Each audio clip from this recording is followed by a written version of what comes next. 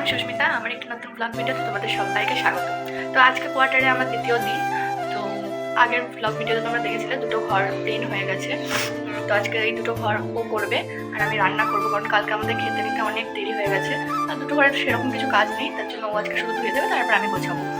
তো তোমরা ব্লগটা দেখতে থাকো। আমার সকালবেলায় এখনো বিছানা টিছানা তোলা হয়নি, কারণ এখানে এত শীত, আমার চোখ টোক দেখতে পাচ্ছ ফুলে গেছে, মানে ঠান্ডার চোটে আর কি। আর আমি বাসনও মাজতে পারিনি এখন, কারণ এত ঠান্ডা জল। তো এ কটায় বাসন আছে, আর এখানটায় আছে ভাত আছে কালকে। তো চলো আগে বিছানা টিছানা তুলে নিই, ঘরটার ছাদ দিয়ে নিই। আজকে আর এই ঘরটা মুছবো না, কালকে মুছবো, কারণ আমার হাজব্যান্ড প্রচণ্ড আমায় বকে। আমি একটুখানি মানে বাকিয়ে আছি যে বারবার ঘর মুছবো, নোংরা হয়েছে। রাতেও একবার মুছেছি, মানে তেল পড়ে গেছিলো আমার হাত থেকে, তার জন্য আর মুছবো না এই ঘরটা। দেখতে থাকো।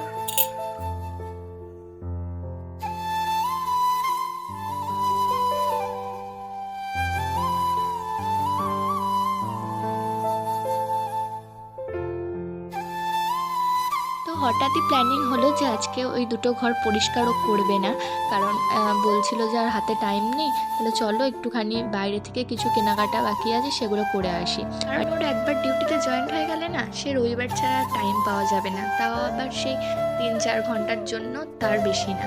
তো তার জন্য আমরা ভাবলাম যে না ঠিক আছে, ঘরের কাজ তো পরেও হবে, তাহলে বাইরের কাজটাকে মিটিয়ে দিয়ে আসি। যেহেতু ওর ছুটির কাগজটা আছে, সেটা দেখে আমরা যেতে পারবো বাইরে। চা করতে করতে এদিকে পাশে দেখতেই পারলে আমি কিন্তু নুডলসটা রেখে দিলাম এরকম ভেঙে ভেঙে, কারণ আমি যখনই ম্যাগি বা নুডলস যাই হোক কিছু রান্না করি এরকম, তো তখনই না আমি এরকম করে সিদ্ধ করি, তাতে না চাংস বাঁধে না আর কি, মানে নাড়তে সুবিধা হয়, মানে ফ্রাই করতে জিনিসটা সুবিধা হয়। আর এখানটা আমি আমার বড়বাবুর গালে হাত বোলাচ্ছি, কারণ ও দাড়িটা কেটে ফেলেছে। আমার ওর চাপ দাড়ি প্রচণ্ড হারে ভালো লাগে, মানে ওকে বেশ শ্যুট করে, আর আমারও দেখতে ভালো লাগে চাপ দাড়ি। তো এদিকে আমি বসিয়ে দিয়েছিলাম হাক্কা নুডলস সিদ্ধ হতে লবণ আর তেল দিয়ে, আর এদিকে তাড়াতাড়ি ঝটপট আমি মেজে নিচ্ছিলাম বাসন। তাড়াহুড়ার চোটে তোমাদের সাথে আমি আর রেসিপিটা শেয়ার করতে পারিনি। আর যার জন্য আরও পারিনি সেটা হচ্ছে কি, আমার মানে ফোনের চার্জ শেষ হয়ে গেছিলো, সে কারণে আর পরবর্তী কোনো ক্লিপ নেওয়া হয়নি। আর এখানটা দেখো ওকে আমি খেতে দিয়েছি। কেমন হয়েছে? তো ওর মুখ থেকেই শুনতে পারলে কেমন হয়েছে। ও প্রচণ্ড লাজুকে, ব্লগ মানে বানাতে ক্যামেরা বানাতে দেখলেই আমার চার্জ শেষ লজ্জা হয়ে পায়। গেছে। আমি যখনই ওর সাথে কোনো ভিডিও করি তখন আমি বলি যে আমি পোস্ট করব না, আমি ছাড়বো না। তো এখানে আমিও খেয়ে নিচ্ছিলাম, খেয়ে দিয়ে রেডি হব আর কি। আর এখানে আসার পর থেকে না এই শীতের চোটে কাঁচা আমার লঙ্কা দেবা না? খিদেও পাচ্ছে না, জানি না কেন।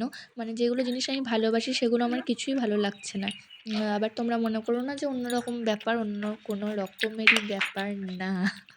তো আমি মজা করতে খুব ভালোবাসি, আর সত্যি আমি অনেক মজা করে আমরা দুজন এখন কাটাচ্ছি। আর ঠাকুরের আশীর্বাদে কারো নজর না লাগুক। আর এখন দেখো আমিও রেডি হয়ে গেছি, আর ও আমার আগে রেডি হয়েছে। আর আমার জুতো বলতে এই শুটাই এনেছি, আর এই যে নিচে পড়ে আছে দেখছো দড়ি পেঁচানো পেঁচানো, ওটা তো আর এখন পরা যাবে না, তো তার জন্য এই শুটাই পরে নিচ্ছি। আর আমি একটা জুতোও কিনেছি, মানে এই ভিডিওটা যখন শ্যুট করছি, যে এই দোকানটায় আর কি যখন এসেছি, ততক্ষণে আমাদের জিনিসপত্র কেনাও হয়ে গেছে, দেখতেই পারলে এক ঝলক দেখালাম। আমার জানি না রাস্তায় বেরিয়ে ভিডিও করতে কেমন জানি লাগে। আর আমরা এই দোকানটায় এসেছিলাম বালিশ নিতে, তো বালিশ আর আমরা ব্ল্যাঙ্কেটের একটা কভার নিয়েছিলাম, আর কিছু নিইনি। তারপরে চলে এসেছিলাম সোজা কোয়ার্টারে। हम दोनों तो प्रेमी दुनिया छोड़ चले, जीवन की हम सारी रस्में तोड़ चले।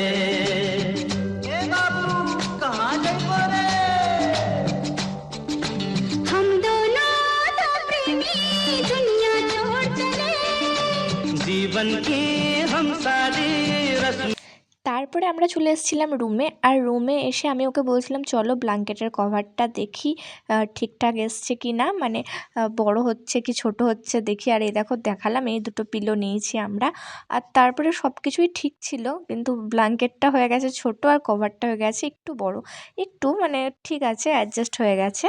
আর এগুলো করার পর আমি চলে গেছিলাম রান্নাঘরে রান্না করতে, কারণ যেটুকুনি খেয়ে বেরিয়েছি তারপর আমাদের খিদে পেয়ে গেছে আর বাইরে তেমন কিছু একটা খাওয়াও হয়নি। তো তার জন্যে রান্নাটা তোমাদের সাথে আর শেয়ার করতে পারিনি। চিকেন করেছিলাম, অল্প চিকেন ফ্রাই, আর হচ্ছে যে ভাত করেছিলাম। আর অল্প চিকেনই করেছিলাম আর অল্প চিকেন রেখে দিয়েছিলাম, কারণ ও একটা ওর বন্ধুকে দেবে বলেছিল। তো আমাকে বলেছিল 8টার মধ্যে রান্নাটা করে ফেলতে। তো তার জন্য আমি 6:30 নাগাদ রান্না বসিয়েছিলাম। আর রান্নাঘরে দুপুরের বাসন টাসনও ছিল, সব কিছু করে টোরে আমার 8টার মধ্যেই সব কিছু হয়ে গেছিলো। আর আমাদের দুপুরের অল্প ভাত ছিল, তো তার জন্য ভাবলাম যে না, গরম ভাত না করলে তো খেতে পারবো না, এখানে এত ঠান্ডা, আর ওইটুকুনি ভাত ছিল। তো তার জন্য আমি অল্পই চাল দিয়েছিলাম যে রাত্রেবেলায় আবার আমি ভাত করব বলে। তো ভাত করাও আমার কমপ্লিট। ছাড়ো আর না। এখানটায় আমাদের খুনসুটি চলছে।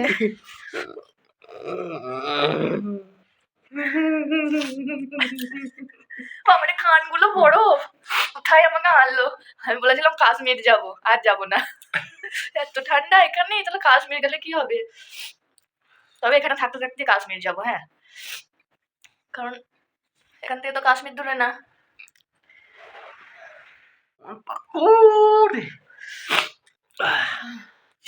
চোখ দিয়ে জল বেরিয়ে গেল বেচারা।